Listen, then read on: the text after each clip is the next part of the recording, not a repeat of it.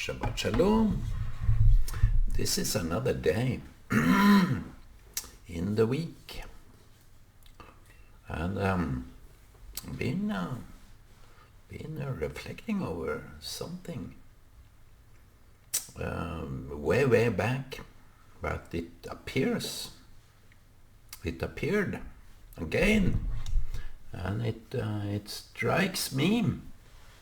Because we are always using language to express ourselves. And if there were no one, we even talk to dogs. We talk to animals, cats, even pets in largest extent. My mother said, "Cubana, Cubana." It's she shouting out the cows so that they come and eat what she have to give, and maybe milk them when they are ready. So it's that's how it works when we use our language in a broader extent. And I was reminded here some time that my mother, she got a stroke before my dad, and she was in bed after the stroke was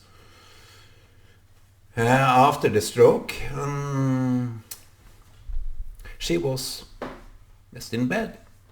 But when my father got the stroke, he was in bed all the time. He could sit, but that was all. He could sit, maybe eat in some extent, but he couldn't talk. Maybe he lost his wife. So there were nobody to talk to. So therefore he lost the language, lost the words. As like that. It's like removing everything, and it's striking that we become silent when we feel we lose someone. We become silent. There's nothing happening. There is no word to express that kind of loss. When we feel we lose someone very dear, we get silent. Maybe that is the case for language. It's verbal. And those that can't say something, as the infant cries out, and it have to be a belief in that cry, that if I cry, someone will come and see me. That's a beautiful picture. That's even a cry, which we are in that kind of cry, the infant's cry. We just won't come and nourish and comfort and everything. Later on, maybe we learn that even our cry will not be heard. So we become silent speakers.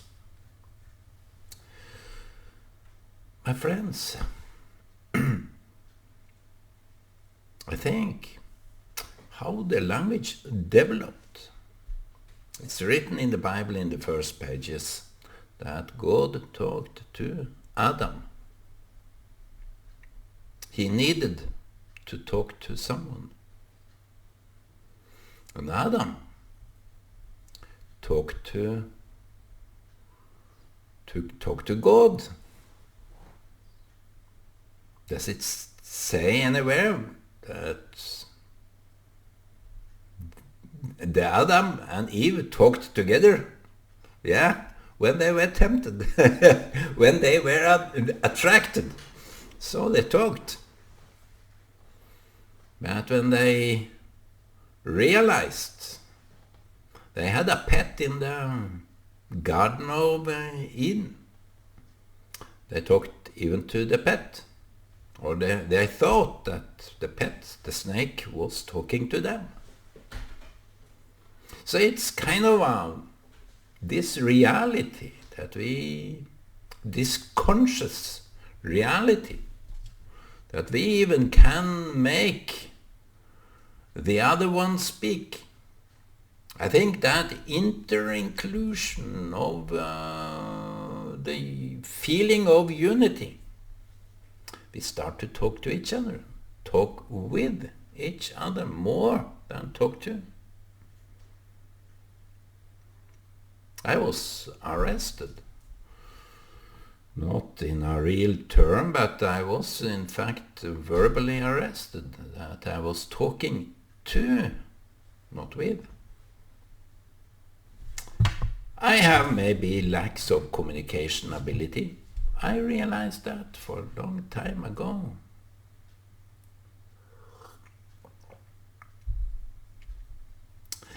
So when we become silent, we lose the language abilities. We turn to feeling, the feeling ability, the ability to express our feelings rather than to express what's really happening. So when we talk to each other, we refer to ourselves, what we feel. So that is, we have the first questions here. Where are you? That was the first question. And it's kind of very penetrating truth to that. Where are you? Where are you now? So sometimes when we are inter-included in our lives, we use language in the broadest extent to express our feelings, to express what impact the other one have on me. I think it's a great tool to know what is happening between us, about us, and within.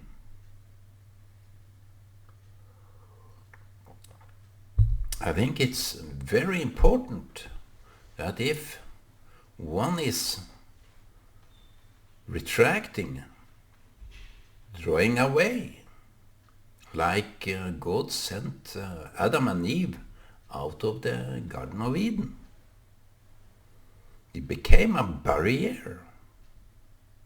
Like, who is now talking?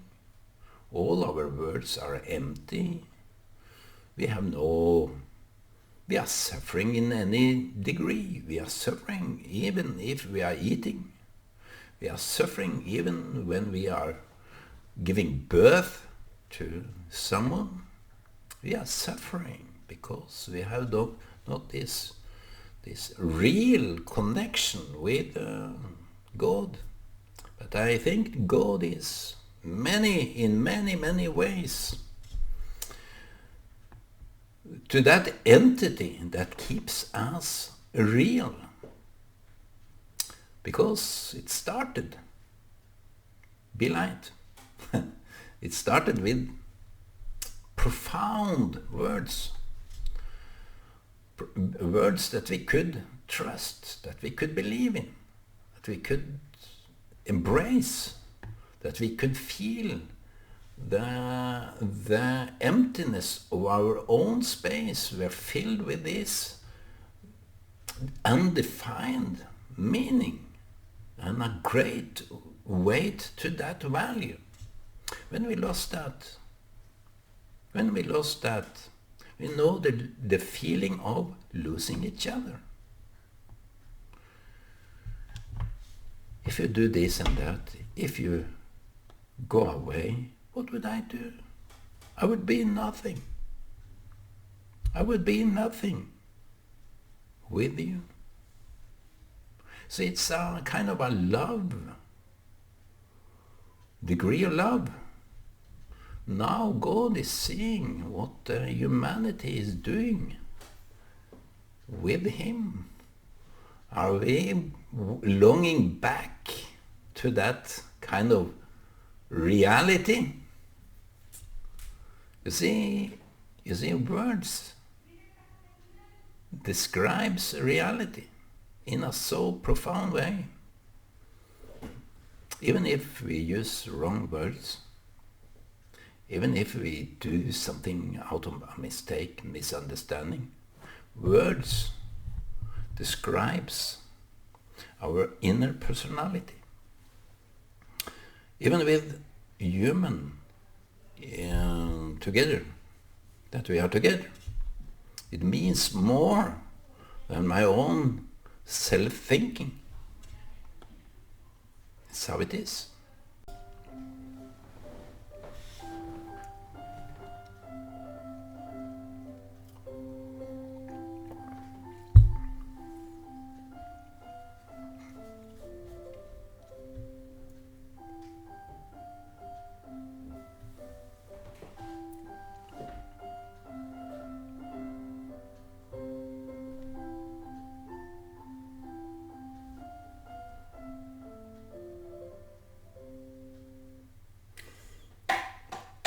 Very simplistic. The impact on our psyche, on what the other is doing to us, is so profound that it's hard to describe even in words. Talking about language, it's when someone is absent while at the same time it's expected to be present.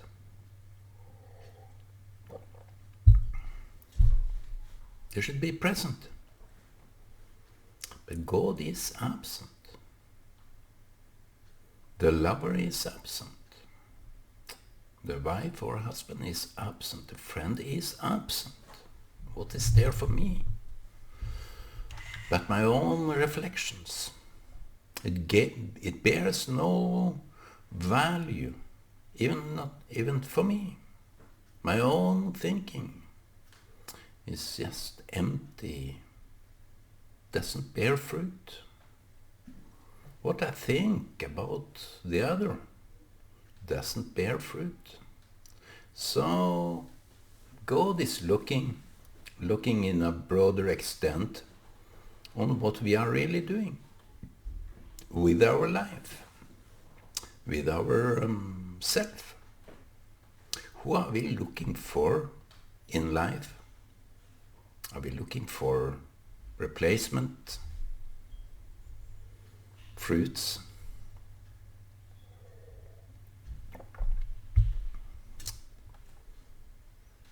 Are we looking for something that we can own?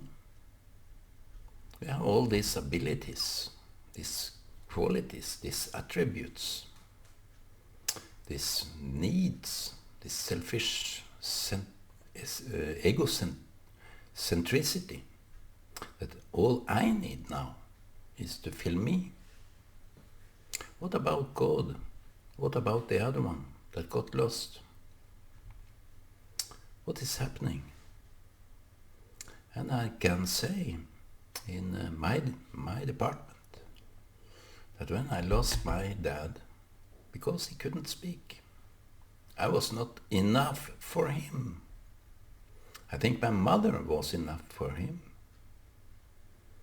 While he had my mother, it was good.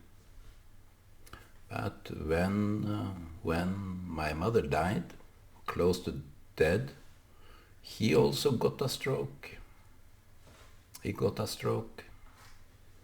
And we visited our mom on her deathbed with him present. And he wanted to be there.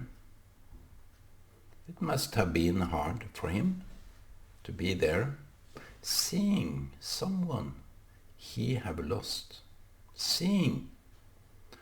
Maybe seeing someone that you are losing is the hardest part. That's why God hid himself. We shouldn't see God as long as we know that God is not really there. He's absent. So in what way can we see God? What way can we see God? It's a very human touch to that kind of distancing, to that kind of barrier, visual barrier, language barrier, that our words is not enough to even create. With words he created, I can't create. But together with another human that you hold dear, you can create.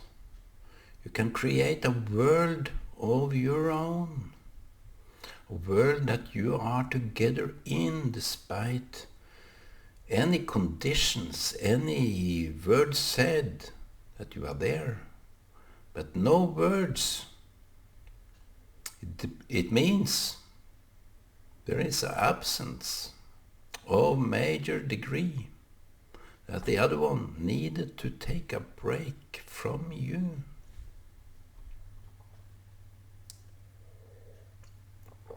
You were too much. You were enough. So that is a kind of a desperation in itself.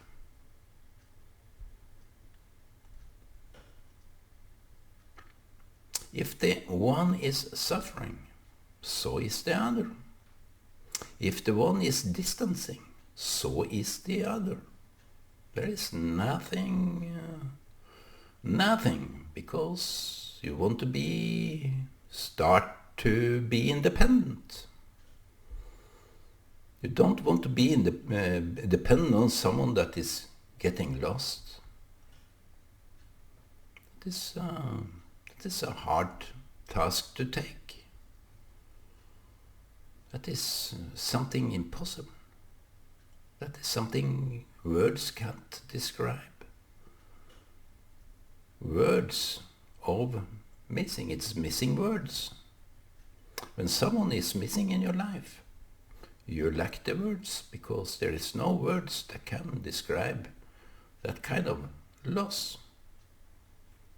Who can take a loss from someone they hold dear? It can't. But together they can make and create something that is just for them. Maybe the other one doesn't believe that. Maybe it's just a fiction. And I think in large extent of that, we try to make religious movements in order to replace what honesty, what fact is all about. We try to diverge from the truth by abiding to some religious beliefs. God is not for religion, my friend. God is for pure fact. Definitions of a large extent. And to realize that our ability is so limited that everything appears as a void in the end. For us, it is a void. And many people believe that science defines, and religion doesn't do it, and I agree. But if you read the Bible, everything is based on facts. Even the unbelievable things that is written there is based on facts. It's not religious. Bible is nowhere close to be a religious book. It's all about facts. Sin is sin. Adultery is adultery. Theft is theft. Killing is killing. It's just the honest truth. You can't avoid the truth. Not even from someone that you love. You can't avoid the truth. And maybe the way to stay sober in your life is to believe in the other one. To believe his or her fact. What they are saying to you, you have to embrace. You have to believe even you can't. It's a world of its own.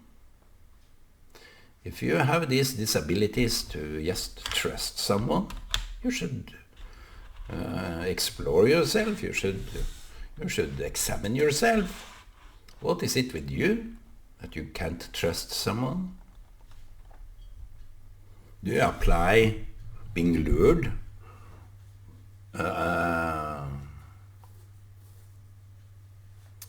By a friend or by someone that you knew, but he lured you into tricks and something bad, and then you can't trust everybody else because there is some doubt. But what about you?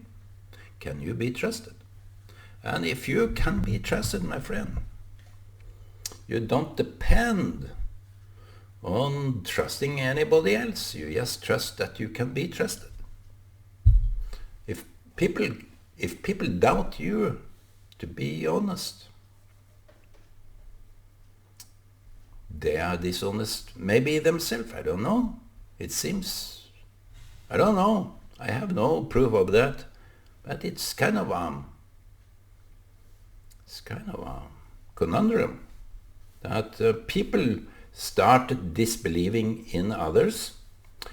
Maybe there are so many liars out there that are just selfish, egoistic maniacs that are only there for him or herself.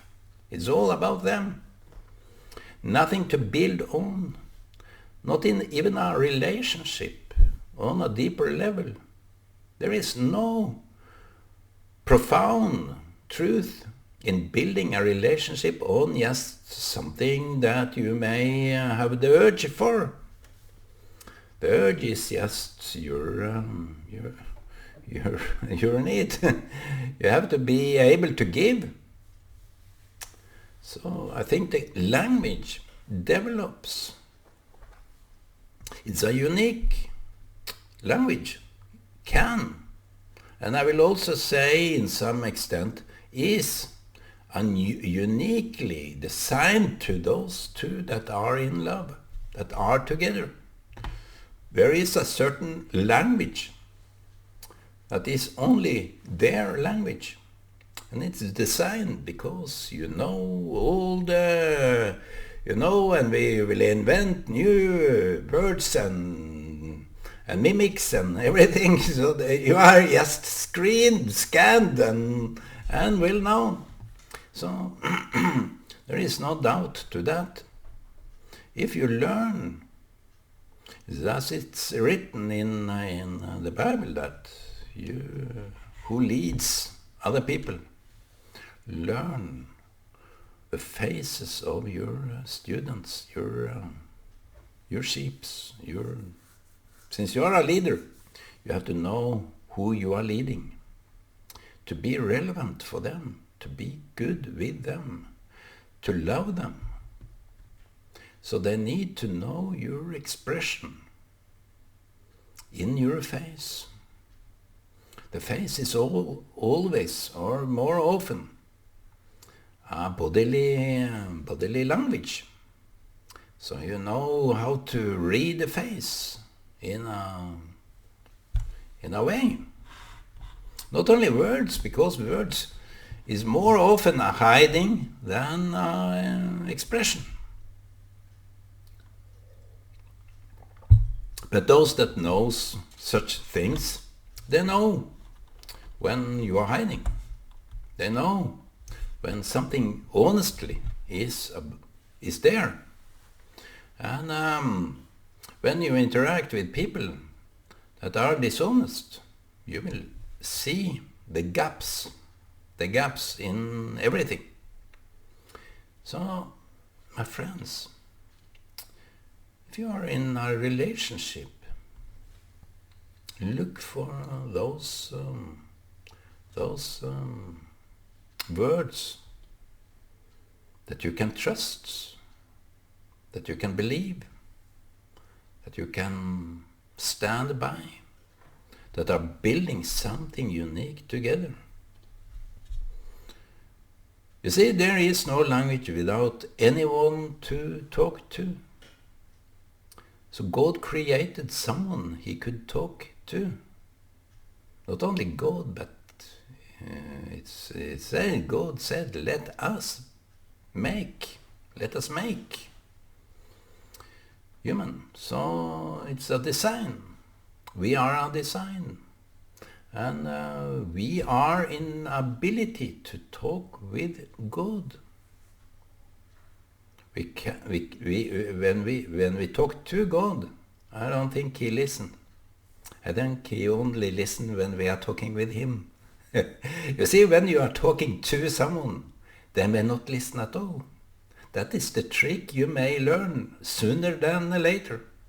If you are just talking to someone like that, you have something to say, but it will easily be forgotten.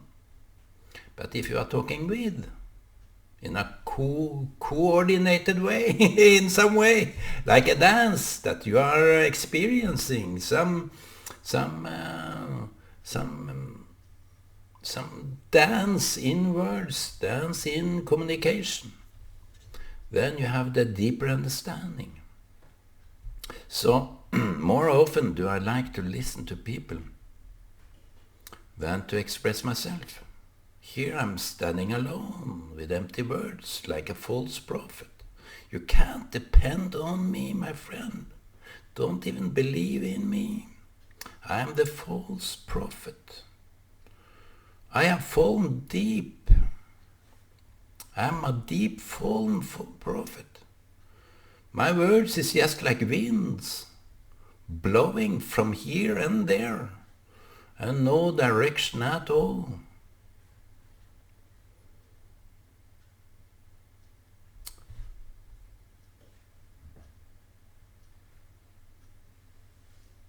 Words. When we are talking with each other, we are building. When we are talking to someone, we may distract.